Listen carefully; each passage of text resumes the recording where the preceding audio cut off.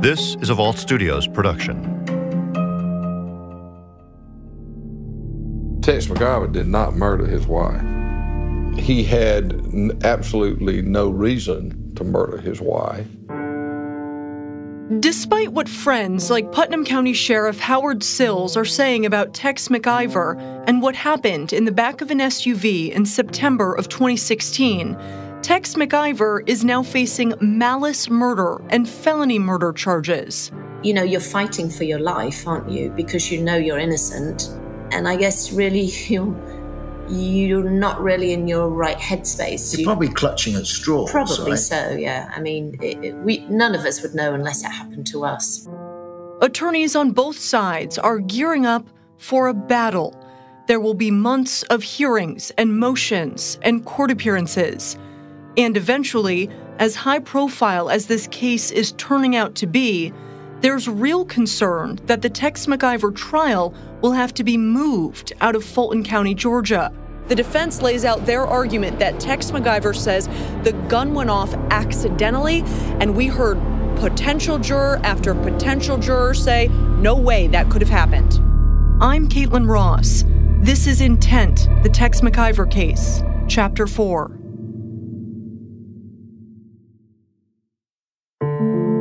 Tex McIver was indicted on murder charges in April of 2017. Just over a month later, as Tex is seeking a new bond, Fulton County District Attorney Paul Howard issues a subpoena for the sizable collection of firearms Tex kept at his ranch. The subpoena covers 10 handguns and 25 long guns, 3 of which are merely decorative, taken from McIver's Lake Oconee home, according to Putnam County Sheriff Howard Sills. To courtroom observers, the subpoena is an eye-opener. After Diane's death, Tex had asked his friend, Howard Sills, the local sheriff, to hold on to the collection for him. Looking back on the subpoena, Sills calls it grandstanding. Well, first of all, most men in Georgia have guns. The rural areas, the number of guns usually equate with the amount of wealth you have, okay? And but when Tex was put under a bond condition of that he couldn't possess any firearms, he called me and said, well, can't I just lock them up in the safe? And I said, no, you can't. Possess means you can't possess, period. And so I stupidly, volunteered to just put them here in the evidence room with the sheriff's office. That's how I acquired them. The only gun that was evidence in this case was the gun that killed Diane. And bringing in a bunch of other guns, I don't see much difference in that. Although the subpoena requires Sheriff Sills to bring the guns to court tomorrow, Sills tells me that the judge in the case has temporarily halted the subpoena, so there will be no courtroom display of 35 guns tomorrow, but it will get argued along with plenty else as the 74-year-old attorney and accused killer tries to make bond. Tex's bond hearing moves forward without the collection of firearms on display, and prosecutors accuse Tex of trying to use his connections to make his life easier, to generally rig the system in his favor. They claim McIver should remain in jail because he's continuing to try to influence witnesses in the case. Tex listens as both sides present their arguments. First, his lawyer. And in this case, where there is no evidence of intent to take a human life, if anyone is entitled to bond, it surely is Mr. McIver. And then District Attorney Paul Howard. And he is very well connected. And if you listen to him, he's got the financial resources to kind of reach out to folks, either directly or now we know indirectly, to people who he believes can have an influence on what happens to him in this process. Tex's lawyers rebuff those claims, offering another interpretation of their client's communications from behind bars. The reasonable interpretation is you got an individual who's frustrated about being in jail and wants to get out, and he's complaining to his friends. But it appears Tex McIver isn't going to get out of jail anytime soon. Judge Robert McBurney says that McIver could be a threat to himself or others if he's released on bond. The trial date is set for the following October, and Tex stays locked up. Tex's neighbor, Andrew Ward, remembers visiting his old friend behind bars. And I went to sit in front of him, and there was a big plastic Perspex screen between the two of us, and we had to put these headphones on and chat. And I looked at him, and I thought how aged he'd become, how gaunt and white his flesh had become. And he sat there and he started telling me, I'm helping some of the inmates read. Some of them can't read, Andrew. So I'm teaching them. And it was all about what he was doing for everybody else that was in this area around him. Tex is soon transferred from the Fulton County Jail to another facility in the Atlanta suburb of Alpharetta. Prosecutors ask he be returned to the Fulton County Jail, calling the transfer special treatment. They go on to say that's not the only special treatment he's been getting, specifically pointing to unsupervised phone calls. Tex's attorney, William Hill, fires back, saying there's no evidence Tex has done anything wrong. It's a battle the prosecution loses when the judge decides Tex will remain at the Alpharetta jail facility. And this story is curious to me. Anybody else who was accused of such a crime as is Tex McIver, we wouldn't be hearing a peep from him. Now we're seeing all of this jockeying between two sides, trying to figure out which jail he should be in. Why is that at issue? Right. You know, Jeff, this is the craziest case, and we all want to watch and stay tuned, and it shouldn't be an issue, but arguably the sheriff has the constitutional authority and requirement to run the jails and to follow their procedure to make sure that inmates are safe and protected, and I don't know why they've moved him. Is there an argument that maybe they felt like for his safety he needed to be moved? Maybe. And then the issue of maybe he's making phone calls to intimidate witnesses. How are you not keeping an eye and an ear on this guy if you're running a jail and he's one of your inmates? Right. That's a very valid question. They'd have to look at the evidence to know. And I think one of the things to keep in mind is all of the technology and ability to record all of the conversations is different jail to jail. And so it may be in Fulton County Jail that capability exists, and maybe it doesn't in Alpharetta. Is this an example of having money and influence means that you get different treatment? You know, I don't know. That's what some people might argue, and it's hard to know. I might. Depending on what side I was in, I absolutely might. In August, Tex McIver is back in court. And this time, the question of a secret second will, a potential focal point of the prosecution's case, is at the forefront. This business of Diane's will, which was one of the, as I understand it, one of the prime motives, as expressed by the prosecution, was that she changed her will. And unless I'm wrong, there was no will. And if I can talk to a jury about evidence that I don't have, I got news for you. I can convict anybody of anything. The prosecution claims the will could be sitting in boxes of evidence that have gone unexamined for months. Unexamined because the defense claims it's all been obtained illegally. At the same time, McIver's attorneys file an emergency motion for Tex to be let out of jail, this time saying McIver's mother is sick and he should be released in order to be with her.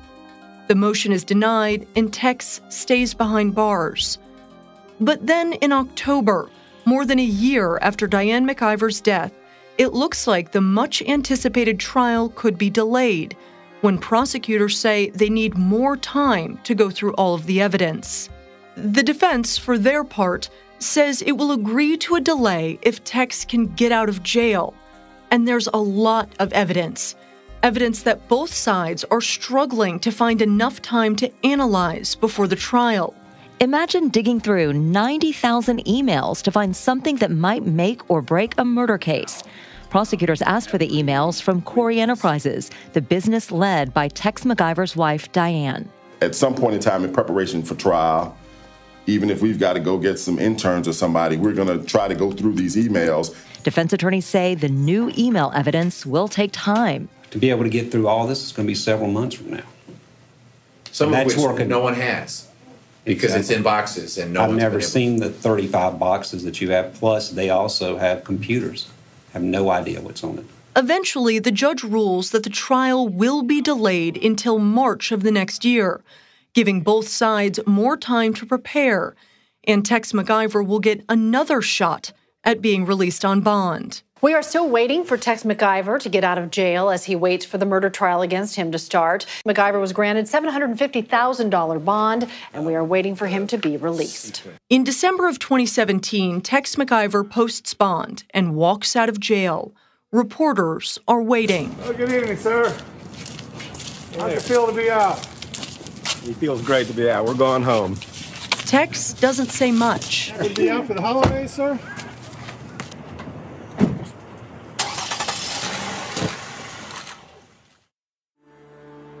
In March of 2018, as Tex McIver's new trial date approaches, attorneys are still battling over evidence, the possibility of a second will, and what the jury can and cannot see. At a pretrial hearing, I learn this will not be a short trial when prosecutors state they plan to call nearly 100 witnesses to testify. Former prosecutor and Court TV lead anchor Vinnie Politan. There were a lot of different levels to this trial, and all of it made the case more and more interesting and drew people from around the globe who started following this. Locally, it was bigger than big. But then once people started hearing some of the backstory here, because you're talking about allegations of Tex McIver grabbing that gun because he was a racist and he was scared of BLM. It's a love story, but was there more to this story about love and money and jealousy and spite in this relationship? Ahead of jury selection, Fulton County Superior Court Chief Judge Robert McBurney makes two important rulings that will impact what prosecutors and defense attorneys can present as evidence in the case. The prosecution will be able to talk about the estate sale that Tex had following Diane's death, where he sold off Diane's furs, clothes, and jewelry for tens of thousands of dollars. The judge says evidence related to the sale could speak to Tex's state of mind and rules it would be admissible. Judge McBurney also rules that the statements made by Tex McIver's spokesperson, statements that Tex was scared of Black Lives Matter protests going on in Atlanta at the time of the shooting, will be allowed as evidence in the case. Jury selection begins in Tex McIver's murder trial. You'll remember he's the high-powered Atlanta attorney accused. But as jury selection gets underway, it's clear there could be a major obstacle even before testimony begins. Tonight, though, there is talk this trial may need to be moved out of Fulton County. That's because of some fresh concerns they won't find an impartial jury. During the first morning of jury selection alone, 8 potential jurors are dismissed, most of them saying they just can't buy the defense's argument that the gun went off accidentally. We're hearing this not from folks who are concealed carry people. We're hearing it from folks who say guns don't just randomly go off. We'd have even more deaths from gunshots if they randomly went off. I am a NRA certified basic rifle and pistol instructor. I think the handling of the firearm was very, very careless. I want to use the term idiotic. It's a lot of people that's on the streets now. A lot of guys that drive cars that's considered a drug dealer, they carry their guns every day. And not a single false shot has went off. Vinnie Politan asks 11 Alive legal experts LaTonya Hines and Daryl Cohen about the issue of a gun accidentally firing. Is the gun went off accidentally a plausible defense for Tex McIver? Absolutely, without a doubt. It's a plausible defense. Is it really plausible? Does a real gun owner believe that his or her gun is going to go off accidentally? The answer is no. gun owners on this jury, is it better for the prosecution or better for the defense? It's a kind of a hard question. I think that's why I asked it. Yes, I know. And that's the reason why I think as a prosecutor, you may want a gun owner on that. Somebody who's a responsible gun owner. As a prosecutor, you want nothing but gun owners, people who know about guns. But the question of whether a gun could just accidentally go off isn't the only issue weighing on the minds of potential jurors. The doctor asked his wife if she wanted to see him in the hospital, and she said no. And that really struck a chord with me because I think personally, if I were in that situation, I would be begging to see my husband. So I've formed an opinion that, it sounds guilty to me. Members of the jury pool are also questioned by attorneys about the auction held not long after Diane's death. Your first thought was, boy, in combination with everything else I know, that sounds, I'm going to use the word suspicious to me. Is that right? The jury selection process also gives my colleagues and me a glimpse of what we're going to see in the coming weeks. Not just some of the arguments on both sides, but big-name lawyers battling it out in a high-profile case. The characters involved in this trial, incredibly colorful. And you start with the attorneys involved. The prosecutor, Clint Rucker, this guy, legendary. Whenever there was a big case in Fulton County, the DA knew who he had to tap to try that case, and it would be Clint Rucker. Sometimes, attorneys, they'll ask questions, but when he speaks, it's like all eyes are on him, and he just fills the room with that big, big voice and personality. It's amazing to watch. Then on the defense side, you've got Bruce Harvey, a legend with that long ponytail and the gray hair pulled back. He's tried cases for years and years. You get in trouble, you've got enough money, you get Bruce Harvey. That's who you get. And if he's not available, or if he is available and you want to make the team even stronger, you get Don Samuel. I mean, these two defense attorneys are the ones, they're the go-to guys. So between their personalities and the fact that these lawyers have gone at it before, it's not the first time they've had a showdown inside the courtroom, and it was amazing to watch. After all of the wrangling, a jury is finally selected. 6 men, 6 women. You have 9 white jurors, 3 African Americans. That's the breakdown. I settle into the next 6 weeks of my life, reporting every day on the Tex McIver murder trial. Kaitlyn Ross is outside the courthouse in downtown Atlanta, and Kaitlyn, the judge, fought it out to get this jury seated after so many potential jurors said they'd already made up their minds about this case. Yeah, this was a really tough one to seat the jury. It took them a very long time, and both the prosecution and defense were incredibly thorough. Here's the jury that's now been seated. There are 6 men and 6 women. It's a real mix of careers and geographic areas. They come from all over Fulton County. There's a stay-at-home mom in the mix, a teacher married with kids, a CFO of a company, and a cruise line saleswoman.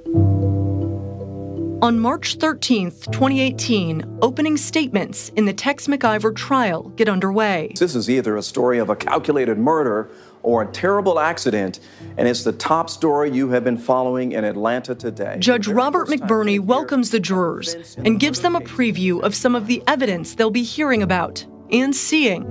It may come to pass during the opening or during the course of the trial that there'll be actual real guns in the courtroom. They cannot get into the courtroom unless they've been secured by law enforcement and there is no ammunition in the gun. As expected, this trial is going to be about guns, money, and the McIvers' marriage. Now, this is a case about maintaining an image of wealth and power that the defendant created for himself and the lengths that he went through to keep it. Fulton County Chief Senior Assistant District Attorney Salita Griffin delivers the opening statement for the prosecution. The McIvers had the storybook life. And you'll hear from witnesses that they never argued, that they never saw them argue, that they thought that everything was okay. But things weren't as they seemed. And on September 25th, 2016, the day that the defendant shot his wife in the back, his life was spinning out of control. According to the prosecution, as Tex's life was spinning out of control and his salary was declining year after year, he was relying more and more on his wife Diane to maintain his lifestyle, specifically the ongoing care and upkeep of his beloved ranch in the country. On Diane's death, he went from negative $5,000 to over $1.1 million cash instantly.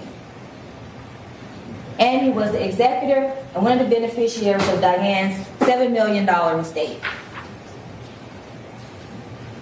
The easiest way for him to gain control was to kill Diane. And on Sunday, September 25th, 2016, the evidence will show that that is just what he did. Griffin goes on, outlining the events of the night Diane died and the scene at the hospital as Danny Jo Carter pulled up to the Emory emergency room entrance. And ladies and gentlemen, somehow the defendant wants you to believe that the death of Diane McIver was an accident. But ladies and gentlemen, this was no accident at all. And the evidence will show that this was indeed murder. All of the events on September 25th, 2016 by the defendant were planned, intentional, and calculated. Then Griffin previews the evidence they plan to present about Tex's changing story the night of Diane's death. While the defendant was telling all of these stories and trying to change the narrative of what really happened, he had one big problem, and that was Danny Jo Carter.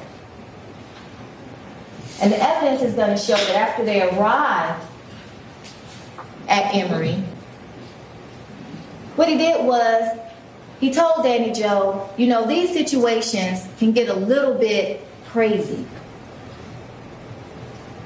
So why don't you tell the police that you were not in the SUV tonight and that you just arrived at the hospital sometime later? And Danny Jo told him, I'm not doing that. I'm not going to say that because that's not true. Amanda Clark Palmer then stands before the jury and delivers the opening statement for the defense.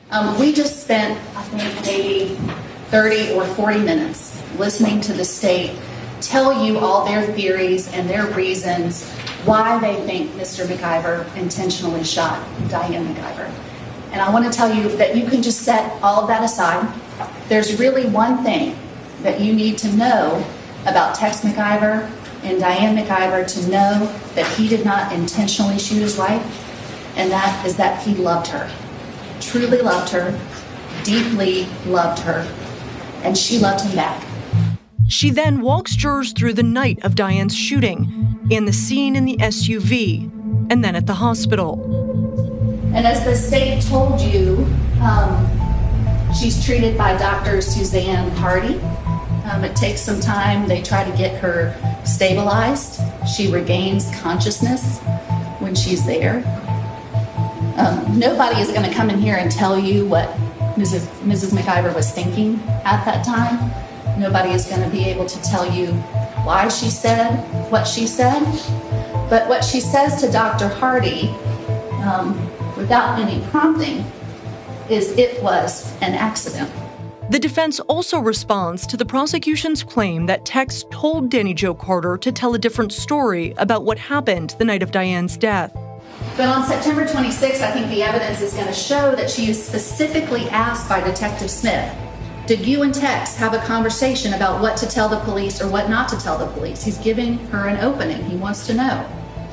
She says, Tex said he hated for me to be drugged into this mess. She doesn't say anything about Tex telling her to lie or Tex telling her that she's a family friend. When she's interviewed again on September 27th, she doesn't say, hey, by the way, I forgot to tell you something yesterday. Actually, Tex told me, I needed to lie to you all. She doesn't tell her husband that Tex told her to lie. Tom Carter says that Danny Jo said, Tex said, I hate to see you caught up in this, which is consistent with what she told the police on September 26th. She then brings up a documented history of a sleep disorder that can cause Tex to jerk and twitch while he's sleeping and even wake up disoriented. And then the defense wraps up, again stating the shooting was an accident, not murder. The evidence is going to show to you, ladies and gentlemen, that Tex loved Diane and Diane loved Tex, that she was his best friend, and that he would not intentionally kill her. He did not intentionally kill her, he did not murder her, and he is not guilty. Thank you. The prosecution then begins calling witnesses. Among those testifying on that first day, Roger Quillen, the chairman and managing partner at Fisher Phillips, the law firm where Tex worked for decades. He's asked in detail about Tex's status and declining salary at the law firm, the firm's communication with Tex about plans to retire, and then their conversations with Tex following Diane's death. Fulton County's Executive Assistant District Attorney Clint Rucker is asking the questions for the prosecution. Were there conversations with the defendant about retiring from the firm? There were. Those conversations had been going on for, I can't say how long, but certainly more than a year before 2016. Quillen goes on to testify about a conversation with Tex following Diane's death in September of 2016. Including a suggestion that Tex wind down his role as senior counsel at the firm at the end of 2016. Quillen then reads an email exchange the firm had with Tex following those retirement conversations. We have decided not to offer any monetary incentive for you to refer work to the firm because we want your retirement to be a clean break, not only in reality, but also in the way people inside and outside the firm view it. We think it would be inconsistent to have you marketing on behalf of the firm, and we don't encourage you to do that. Rucker follows up, confirming the firm's intention to end Tex's senior counsel role at Fisher Phillips. And so with that statement that you don't want the defendant to be marketing on behalf of the firm and don't encourage you to do it, this notion of a senior counsel status in your mind was what? Off the table. Off the table. On day 2 of testimony, the prosecution moves from Tex's employment and retirement at Fisher Phillips to Diane's employer, U.S. Enterprises. Several employees take the stand, including Terry Brown, an executive assistant at the company since 2010, who had supported Diane in her professional and personal life. Brown testifies about something Tex told him not long after Diane's death. Huge moment inside the courtroom today. Tex McIver shot and killed his wife. He says it was an accident, but a week before his wife's memorial, he was talking about pursuing his dead wife's friend who he dated back in the 90s. It was a couple of days before her memorial service, which was the end of October. All he said was he didn't think she was happy with her husband, who was less, and that maybe he could get her back. Maybe he could get who back? Janie. Brown also testifies that Tex talked about selling the couple's Buckhead condo in the days after his wife had been shot and killed. Tex had asked us what we thought it would cost to put that condo back as a condo if he wanted to put them on the market. And this was less than 24 hours after Ms. McIver. It was either I went Monday night, Tuesday night, and Wednesday night. It was one of those 3 nights. The prosecution continues pounding away on the topic of the McIvers' finances, asserting that Tex was disappointed his wife didn't have more money in her bank account. That's backed up by testimony from Terry Brown, who says he felt like it was his duty to tell Tex about everything Diane had going on in her life. It's what my job was, and that's how I saw it. It was very important to me to finish. I'm sorry. I didn't think it would be this hard. It's been too long. Okay. So that's why. It was important to me to finish her life. The prosecution then calls Tanner McKinney to the stand. Tanner's girlfriend, Samantha Watson, boarded her horse at the McIvers ranch and spent a lot of Sunday afternoons riding horses there. That Sunday, they were planning to ride with Danny Jo Carter. But before they did, Tanner says Tex asked him a question. Yeah, he had asked me if I could take Danny Jo back home, and we couldn't. They shoot us in Atlanta and we live in Athens. And so I just said, hey, we can. And he's like, oh, yeah. Now, can you tell the jurors, had you ever been to Danny Joe's house before in Atlanta? No, I hadn't. When he said that to you, did you even know where Danny Joe lived? No. In the 3 or so years before, while you had been coming to the ranch, had Mr. McIver ever asked you to take Danny Joe home? No. And when Mr. McIver asked you if you could take Danny Joe home, give her a ride, what did you tell him? I just kind of hesitated for a second because, it was one of those things that kind of threw me off a little bit because I didn't know. And then I said, well, we live in Athens. And I don't remember his exact response, but he did not ask me to continue. He may not have even thought of the fact that we lived in Athens. I'm not really sure why he asked me. You don't know why he asked you that? Tanner mentioned the conversation to his girlfriend Samantha. Neither of them mentioned it to Danny Joe. The following day, the prosecution continues to build its case as jurors watch video again and again of the final moments of Diane McIver's life, caught on surveillance camera as she arrived at Emory Hospital. The jurors are instructed to pay attention not to Diane, but to Tex, what he was doing and how he was acting outside the hospital. The prosecution describes Tex as being too relaxed, without a sense of urgency. But the defense suggests the video doesn't let the jurors hear Tex yelling, "Gunshot, gunshot, someone help me," as his voice gets louder and louder. The prosecution begins calling hospital staff members to the stand, and the defense asks one of the nurses to describe what she saw that night. You see him walking up alongside the car as it's still moving? Yes. Coming up to the emergency room entrance, correct? I see him walking up towards the vehicle, yes. Right.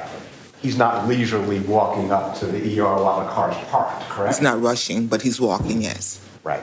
But then it's what happened inside the hospital that becomes the focus, as nurses and doctors rush to Diane's side. Did she gain consciousness? Yes. And do you remember what the first thing she said? She was groaning and she said, oh, this hurts. Did she say anything else? She said, I'm dying, aren't I? Ms. McIver trying to speak to you. Is she able to speak to you? She was starting to ask questions. She asked me if she was going to die. Was that all the questions that she asked you? Yeah, she just asked me. She looked at me and said, am I going to die? That same nurse testifies about her interactions with Tex McIver. I started questioning him. I leaned in kind of a comforting manner and said, what happened? What's going on? And he said to me, it was an accident. I had the gun in the back seat and it just went off. Throughout the day, nurses would be asked to share what they saw and experienced the night Diane McIver was rushed in. One nurse describes Tex as red-faced and confused. Another says she smelled alcohol on his breath. A third nurse says she had to ask Tex to help her get his wife out of the SUV and into the wheelchair before bringing her inside. On day 4 of the trial, there's testimony about Tex's conversation that night in a hospital hallway. Several members of the hospital staff testified they'd seen Tex McIver with several people, including a close friend and lawyer, and someone who appeared to be taking notes on a legal pad. I had the impression that there was a plan being enacted. They were actually kind of huddling like you would think of a sports team, literally holding onto each other in a small circle. Like football huddle? Yes. And the way this played out in the courtroom is that Tex McIver is already concerned about his own situation rather than Diane's situation where she's been shot, but he's the one who was holding the gun, and he's worried about, am I going to get in trouble for this? ER Dr. Suzanne Hardy then testifies that Diane McIver was coherent and answering questions when she was brought in. Prosecutors ask what Diane told her when asked if she wanted Tex by her side. And she appeared to be coherent when she said no, correct? Yes. In their cross-examination of Dr. Hardy, the defense asks how Diane described what happened to her. She said it was an accident.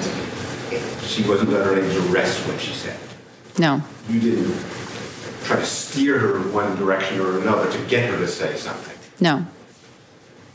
In her coherent state, she said it was an accident. Yes. It's only been 1 week, 4 days of testimony, and the jury has seen and heard a lot. The McIvers' finances, their marriage, the scene at the hospital, Tex's reaction or lack of reaction, Diane's request for Tex to not be by her side. But there's only one person who was actually in the SUV when Diane was shot, and she's preparing to testify. Next time on Intent, the Tex McIver case. Can you say to the jurors whether or not you hit a bump? No, we did not. Intent, the Tex McIver case, is a co-production of Vault Studios and 11 Alive WXIA News in Atlanta. Will Johnson and Brian Weiss are executive producers with Vault Studios. Reed Redman produces, researches, and edits the podcast. Richard Humphreys at Tacoma Media in Silver Spring, Maryland, mixes and edits the show. You can find me on Facebook at Kaitlyn Ross 11 Alive or on Twitter at Kaitlyn Ross 1.